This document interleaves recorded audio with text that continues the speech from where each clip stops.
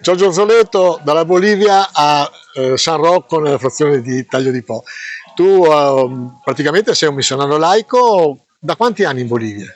36 anni, Eh, quasi circa metà della mia vita. e perché hai scelto la Bolivia e perché rimani in Bolivia? Ma in realtà non è stata, non l'ho scelta io, è stato scelto da altri e sono rimasto in Bolivia dopo la prima esperienza di volontariato internazionale in Bolivia e mi è stato offerto di andare anche in altri paesi. Io ho detto di no, la Bolivia ormai la conoscevo, ho capito le problematiche che c'erano in Bolivia, ho detto se continuo, continuo sulla Bolivia. E andare da altre parti vuol dire, come fanno tanti cooperanti, che lo fanno solo per soldi e non per valori sociali. Io invece lo faccio per valori sociali, non guadagno niente, anzi ne spendo, però mi danno tantissime soddisfazioni i ragazzi con cui lavoro, i ragazzi e le famiglie. Ecco, Siamo, no, volevo dire, il Sud America per noi è una zona sconosciuta. Tu che la vivi da 36 anni, è aumentato il tenore di vita, il benessere, oppure ci sono ancora problemi strutturali che non permettono a far crescere questi territori? Sono fasi alterne, ci sono dei momenti in cui la cosa sembra vada migliorando e poi va peggiorando. Secondo me la corruzione è diventata internazionale e i governi internazionali hanno imparato che si vive bene di corruzione, quindi a farne le spese è sempre la gente, come del resto sta succedendo anche qui da noi.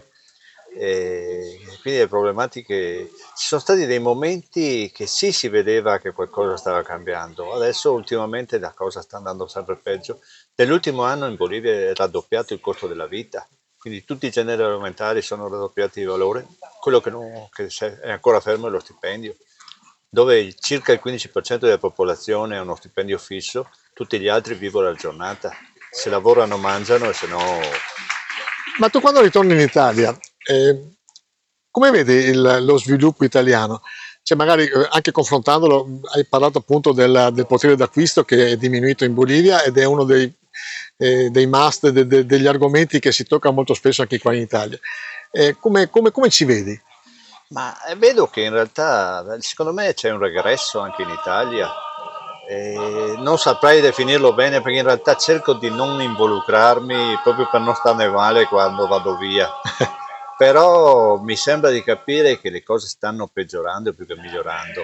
Ormai l'educazione non esiste più, adesso c'è il cellulare in tutte le case e dicevo che il cellulare fa da babysitter, il cellulare educa i figli non vengono più educati dai genitori e quindi tutto lo status sociale sta cambiando completamente, si sta rivoluzionando e non so come saranno le prossime generazioni.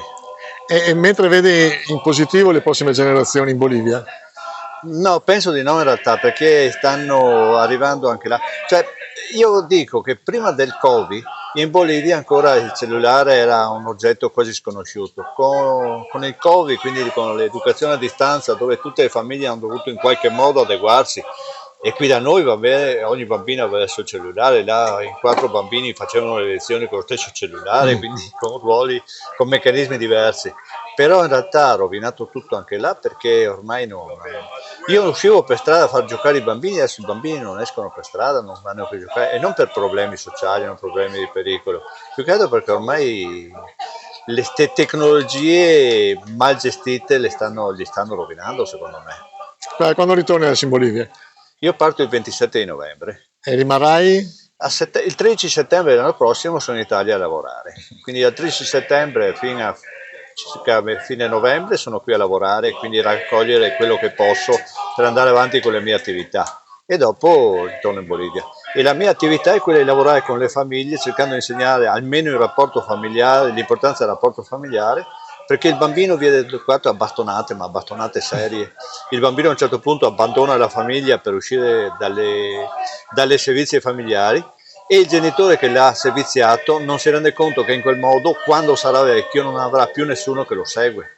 Quindi stiamo insegnando alle famiglie che i bambini vanno educati in un modo diverso, utilizzando meccanismi vari, e perché proprio in quel modo e abbiamo il problema di anziani, oltre ai bambini di strada, anche gli anziani che non hanno più nessuno che li segue.